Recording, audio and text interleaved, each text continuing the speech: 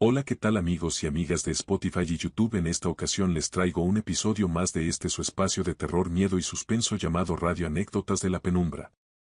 En esta ocasión les traigo un episodio llamado Asesinos seriales famosos. Es importante aclarar que estas historias son directamente sacadas de Reddit y de otras plataformas de Internet. Les recuerdo que si quieres contar un relato o mandar tu audio relatando tus historias, puedes enviarme un correo a radioanecdotasdelapenumbra@gmail.com. Recuerda seguir las redes sociales oficiales en el Instagram y Facebook como Radio Anécdotas de la Penumbra. Sin más dilación, comenzamos. Para cuando salga este episodio justamente está programado el día 1 de noviembre, fechas las cuales supuestamente han nacido los asesinos seriales más famosos de la historia. No olvidemos también que son las fechas de Halloween, es por ello que hice este episodio porque me recordó a una serie que me gusta llamada American Horror Story. En su quinta temporada llamada Hotel aparecen varios de estos asesinos seriales, de hecho el audio que estás escuchando es de la misma serie. Si no has visto la serie te la recomiendo y te aviso de una vez que este episodio contiene spoilers. Devil's Night, cuarto episodio de American Horror Story, Hotel, sorprendió a todo el mundo con la aparición de 5 famosos asesinos seriales estadounidenses. Por Halloween, el señor March, Adam Peters, organizó su tradicional Noche del Demonio, a la que invitó a algunos de sus más populares pupilos, quienes compartieron una sangrienta cena con el detective John Lowe, Wasp Bentley, en el macabro Hotel Cortés. A continuación repasaremos quiénes son estos asesinos seriales. Aileen Wuornos. Una de las asesinas en serie más conocidas de Estados Unidos, pasó a la historia por su brutalidad y trágico destino. Sus crímenes han dejado una marca indeleble en la sociedad y han generado debates en torno a la pena de muerte y la salud mental. En esta nota, exploraremos quién era Aileen Wuornos, qué hizo, por qué fue encarcelada, cuánto tiempo pasó en prisión y si aún vive. La infancia de Aileen Wuornos. Aileen Carol Wuornos nació el 29 de febrero de 1956 en Rochester, Michigan. Su infancia estuvo marcada por el abuso y la violencia, lo que eventualmente la llevó a una vida de crimen. Wuornos fue criada por sus abuelos maternos debido a la incapacidad de su madre biológica para cuidar de ella. Su abuelo era un alcohólico violento y su abuela sufría de trastornos mentales, lo que creó un entorno caótico y abusivo en su hogar. A los 14 años, Wuornos quedó embarazada y dio a luz a un niño que fue dado en adopción. A partir de ese momento, su vida se descontroló aún más. Se volvió una vagabunda y se dedicó a la prostitución y al consumo de drogas. Durante esos años, sufrió múltiples abusos y violaciones por parte de clientes y conocidos. Los asesinatos de Aileen Wuornos. En la década de 1980, Wuornos comenzó una serie de asesinatos en Florida, donde se desempeñaba como trabajadora sexual.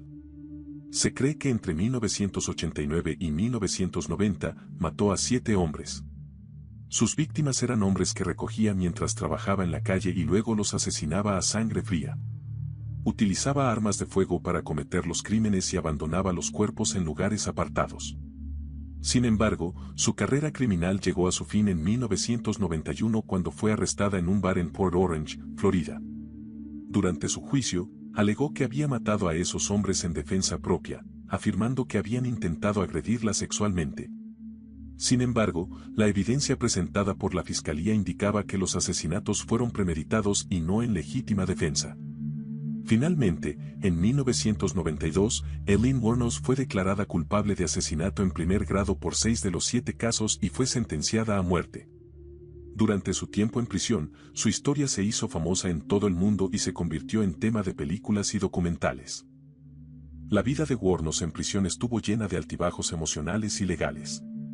En varias ocasiones, cambió su testimonio y dio declaraciones contradictorias sobre los asesinatos. Alegó que había sido víctima de abuso y violencia, lo que la llevó a cometer los crímenes. Sin embargo, los tribunales no concedieron importancia a sus declaraciones y mantuvieron su condena. El 9 de octubre de 2002, Aileen Wuornos fue ejecutada por inyección letal en la institución correccional del estado de Florida. Su caso generó debate sobre la pena de muerte, ya que algunos argumentaban que sus crímenes eran producto de su difícil vida y sufrimiento emocional. Otros creían que la ejecución era justificada por la naturaleza violenta de sus acciones. Aileen Wuornos permanece en la memoria como una de las asesinas en serie más famosas de la historia, tanto por la brutalidad de sus crímenes como por su triste destino. Su vida y los crímenes que cometió continúan siendo objeto de análisis y reflexión en los círculos académicos y en la sociedad en general. La historia de Aileen Wuornos es un recordatorio de los horrores que pueden surgir de experiencias traumáticas y la importancia de abordar la salud mental y el abuso desde temprana edad. Además, su trágico destino nos invita a reflexionar sobre el sistema de justicia penal y los debates en torno a la pena de muerte. También es un ejemplo sombrío de la capacidad humana para el mal y de las profundas cicatrices que el abuso y la violencia pueden dejar en una persona. Es una historia que nos recuerda la importancia de prestar atención a los problemas de salud mental y buscar soluciones que ayuden a prevenir la repetición de tragedias similares en el futuro. El final de Aileen Wuornos. Aileen Wuornos pasará a la historia como una figura trágica y controvertida. Sus crímenes, su vida tumultuosa y su trágico destino seguirán siendo recordados y estudiados por aquellos que buscan comprender la complejidad de la mente humana y las circunstancias que pueden llevar a una persona a cometer actos de violencia extrema. Jeffrey Dahmer. Si no conocías el nombre de Jeffrey Dahmer y ahora no dejas de escucharlo gracias a Netflix, seguramente te preguntes cuál es su historia. Si ya has visto la famosa serie, probablemente querrás saber si se trata de una adaptación totalmente fiel a la realidad. ¿Cuál es la verdadera historia del carnicero de Milwaukee? Nació en esa misma ciudad, en el estado de Wisconsin, en mayo de 1960. Cuando él era un niño, su padre no pasaba mucho tiempo en casa y su madre había sido diagnosticada con una enfermedad mental. Dahmer empezó a mostrar interés por los animales muertos. Su primer asesinato se produjo en 1978. Se trataba del autoestopista Stephen Mark Hicks. Jeffrey Dahmer lo invitó a su casa y pasaron horas charlando, pero cuando Hicks se quiso ir, Dahmer le golpeó con una mancuerna para después acabar con su vida estrangulándolo. Diseccionó su cuerpo en el sótano y enterró los restos en el patio trasero. Él fue la primera de sus víctimas. Sus macabros métodos fueron lo que más llamó la atención de los investigadores. Desmembraba sus cuerpos, diluía las partes en ácido y después almacenaba los huesos que quedaban. Algunas veces, incluso se comía los restos. Jeffrey Dahmer, el asesino protagonista de la serie de Netflix Jeffrey Dahmer, el asesino protagonista de la serie de Netflix GTRS, no fue hasta 1987 cuando cometió su segundo asesinato. Durante esos años, Dahmer había acudido a la universidad y también al ejército. Fue expulsado de ambas y se mudó a la casa de su abuela. Allí tuvo sus primeros encuentros sexuales con hombres y mató a otros 3. Su abuela acabó echándole de casa. Fue entonces cuando se mudó al apartamento de North 25th Street. Allí asesinó a otros 12 jóvenes. Los conocía en un bar y les convencía para ir a su casa. Tracy Edwards fue su único superviviente, consiguió huir y avisar a la policía. Dahmer fue arrestado en 1991 y es ahí cuando se descubren todas las atrocidades que cometió. El asesino del Zodiaco. Durante mucho tiempo, existió un famoso caso en Estados Unidos donde la identidad del llamado asesino del Zodiaco no se pudo resolver y pasó a ser uno de los mayores misterios de la crónica negra estadounidense. Tuvo que pasar 54 años para que saliera a la luz un primer nombre que estaría relacionado directamente a los crímenes que remecieron a todo el país norteamericano. La historia, aún llena de incógnitas, se remonta a finales de 1968, cuando el autodenominado asesino del Zodiaco causó temor en la región de la Bahía de San Francisco, en California, por sus ataques. En poco menos de un año, el criminal mató, al menos, a 13 personas, pese a que el hombre confesaba en mensajes cifrados y cartas enviadas a los medios de comunicación, que los asesinatos eran de 37 personas. Una serie de hechos, que fueron acompañados de mensajes cifrados, que desconcertaron a la policía y generó una gran atención mediática. A pesar de los esfuerzos de muchos investigadores del FBI a lo largo de los años, el caso se mantuvo sin resolver y se convirtió en un ícono de la criminología estadounidense. De las 13 víctimas, solo 2 sirvieron para ir descifrando el caso y con ello dar con la identidad del asesino, quien hasta hace unos pocos días se mantuvo en el completo anonimato. Entre las primeras pistas, la policía apuntó que el asesino tenía entre 40 y 50 años, era blanco, corpulento, de pelo castaño y que era muy inteligente. Durante años, además, hubo un claro sospechoso. De los principales sospechosos se sabe que el hombre señalado era Arthur Lee Allen, al que todas las pistas apuntaban y al que incluso sus amigos señalaron. Sin embargo, a finales de 2013 descubrió que sus huellas no coincidían con las que aparecían en la carta que protagonizaba el caso. Un año más tarde, la investigación se detuvo y se reabrió en 2007. Posteriormente, en 2021 la policía apuntó a otro posible sospechoso, Gary Frances Post, que había muerto años antes, en 2021. 2 años más tarde, un equipo compuesto por exdetectives del FBI, analistas de datos y expertos en criptografía ha logrado descubrir la identidad del asesino del Zodiaco, y dan por hecho de que Poste es el principal sospechoso. Esto, tras revelarse un informe que el periodista Thomas Colbert ha filtrado sobre principal sospechoso del infame caso del asesino del Zodiaco, ocurrido hace más de medio siglo. Según detalla el documento, la autoría de los delitos se descubre a partir de los resultados del ADN parcial obtenido de él, que coincidiría con el perfil genético encontrado en varias de las escenas de crímenes relacionados con este caso. En concreto, se vería una conexión concluyente entre Poste y al menos 5 de las víctimas del caso. John Wayne Gacy.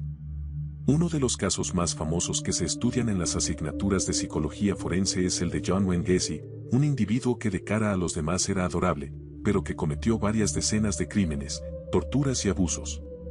Gacy se camelaba a los jóvenes tras disfrazarse de payaso, por lo que muchos de estos accedían a quedar con él. La coulrofobia es un miedo irracional a los payasos, y pese a que estos personajes suelen entretener a los más pequeños, en este terrible caso, el miedo a los payasos está totalmente justificado. Su historia ha inspirado a varias películas debido a su brutalidad. Pero ¿quién es John Wayne Gacy? John Wayne Gacy, Jr., fue uno de los asesinos en serie más famosos de Estados Unidos y cometió sus crímenes durante la década de los 70. En 1978 fue arrestado y en 1994 ejecutado por la muerte de 33 jóvenes que fueron enterrados en su casa o lanzados al río Des Plaines, el resto, en Illinois. Fue llamado popularmente el payaso asesino porque organizaba fiestas en el vecindario e invitaba a los vecinos a sus barbacoas en su jardín, mientras entretenía a los más jóvenes, curiosamente donde tenía enterradas a sus víctimas. Como figura de entretenimiento era conocido como Pogo el payaso. John Wayne Gacy, Jr., nació en Chicago, Illinois, y era el segundo de 3 hijos. Su padre era un machista que siempre le criticaba. Además era alcohólico, por lo que el pequeño Gacy no tuvo una infancia fácil. A los 11 años tuvo un accidente al golpearse la cabeza con un columpio que le provocó un coágulo de sangre en la cabeza que pasó desapercibido hasta los 16 años, cuando comenzó a tener mareos. Durante sus años de instituto su familia se mudó de lugar varias ocasiones, lo que causó que tuviera que acudir a distintos centros educativos y se convertirse en una persona extraña con poca estabilidad emocional. Aún y así y pese a las dificultades, se graduó en gerencia empresarial en el Northwestern Business College. Tras una posición de prácticas Non-Bush Shoe Company, en 1964 fue promocionado y transferido a Springfield en Illinois. Trabajando allí conoció a una trabajadora que se convertiría en su mujer, Marlene Myers, y consumaron su matrimonio el año siguiente en 1065. Los padres de esta, que adquirieron varios locales de la franquicia Kentucky Fried Chicken, KFC, le ofrecieron un puesto de gerente en Waterloo, Iowa. Gacy aceptó la opción de irse a trabajar fuera. Viviendo en Waterloo tuvo 2 niños y formó parte de distintas organizaciones caritativas de la zona. Y pese a la estabilidad familiar, los rumores de su homosexualidad pronto se difundieron por su vecindario. Se decía que éste había realizado proposiciones de tipo íntimo a distintos jóvenes que trabajaban en el restaurante. A pesar de estos rumores, el Jesus Club lo nombró honorable vicepresidente del Jesus de Waterloo en 1967. En esa época su vida profesional era perfecta, pero no así su vida personal, en la que rápidamente comenzó a tener serios problemas. Este le fue infiel varias veces a su mujer y comenzó a tomar drogas. Además, construyó una habitación en su sótano donde invitaba a los jóvenes a beber e intentó tener relaciones con alguno de ellos.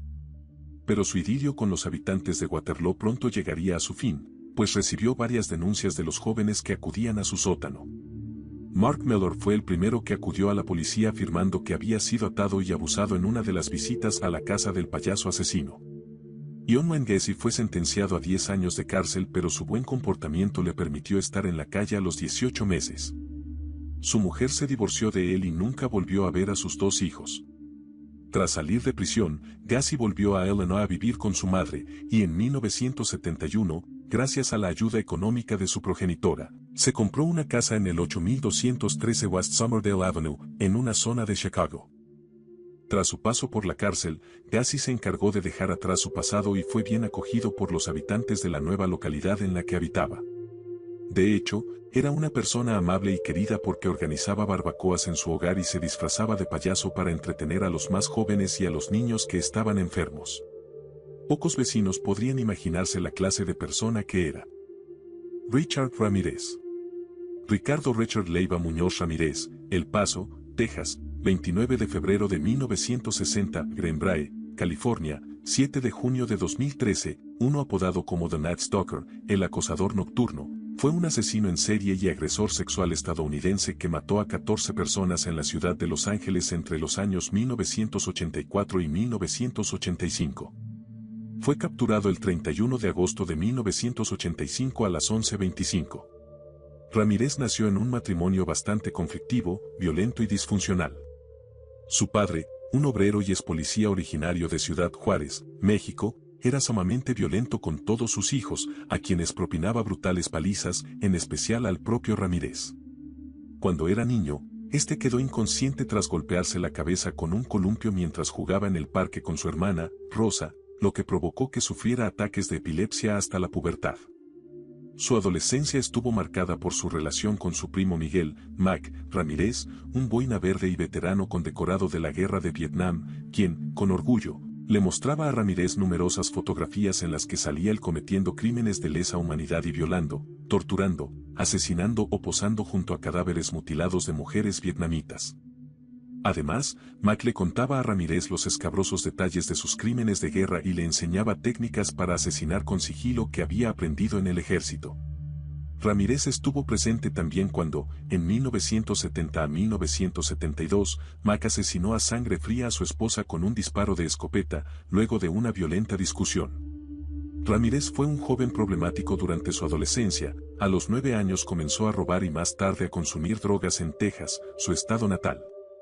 Trabajando en un hotel, solía entrar a las habitaciones para robar a los huéspedes. En una ocasión intentó violar a una mujer que se encontraba sola en su habitación, hecho que fue impedido de forma fortuita por el marido de esta, quien golpeó a Ramírez, pero el matrimonio más tarde rehusó volver al hotel para ponerse en contacto con la administración, por lo que no se presentaron cargos. Una vez establecido en Los Ángeles, Ramírez empezó a asesinar, sin pautas concretas, lo cual hacía más difícil su detención, mataba a personas sin importar su sexo, raza, edad o condición. Las armas utilizadas iban desde sus propias manos, cables, cuchillo pasando por varios tipos de pistolas, C22/C35. Su modus operandi también oscilaba, ya que podía asesinar de una manera organizada sin dejar pista o matar sin ningún cuidado dibujando signos satánicos en las paredes, comiendo en casa de sus víctimas, robándoles el dinero que llevaban encima o dejando las armas homicidas en el lugar del crimen. Richard Ramírez venía de visitar a su hermano en Austin, una vez volvió a Los Ángeles, vio su cara en la portada del periódico en una tienda de licores, comenzó a correr y el propietario de la tienda llamó a la policía. Entró en un vecindario de hispanohablantes y tuvo que correr durante más de 30 minutos, ya que una multitud le perseguía para acabar con él. Se sentó en el borde de la acera esperando a que la policía viniese a detenerlo. En ese punto, él ya sabía que su vida estaba acabada. Fue identificado inicialmente por los viajeros de un autobús público. Preso del pánico, huyó e intentó sin éxito robar 2 vehículos, fue golpeado con una barra de hierro en la persecución y finalmente estuvo a punto de morir linchado por varios ciudadanos. Tuvo que ser la propia policía la que le salvara del linchamiento. Fue acusado de 14 asesinatos, 5 intentos de asesinato, 9 violaciones, entre las cuales 2 fueron a menores, 2 secuestros, 4 actos de sodomía, 2 felaciones forzadas, 5 robos y 14 allanamientos de morada. A pesar de estos datos, se estima que actuó en muchas más ocasiones, dado que su modus operandi no era fácilmente identificable y él nunca colaboró con la policía dando datos de sus crímenes. Finalmente, el 3 de octubre de 1989, tras 4 días de deliberaciones, el jurado votó por la pena de muerte para Richard Ramírez, y el 4 de noviembre fue ratificada la sentencia de 19 penas de muerte, la cual se supone se llevaría a cabo en el corredor de la muerte de la cárcel de San Quintín. En 2009 se le declaró culpable del asesinato y violación de una niña de 9 años en un hotel. Se encontraron más pruebas de ADN en ese caso, lo cual hizo pensar que Richard no lo hizo solo o que simplemente estaba ahí, pero no le hizo nada a la niña. Ramírez murió de cáncer de células B, cita requerida, en el Hospital General de Marine en Greenbrae, California, en la mañana del 7 de junio de 2013, con 53 años de edad. En el momento de su muerte, Ramírez llevaba más de 23 años condenado a muerte y esperando su ejecución por el estado de California. Dado que su matrimonio se deterioró con los años, Doreen Leoy desapareció y nadie reclamó su cuerpo. Por ello, sus restos fueron incinerados.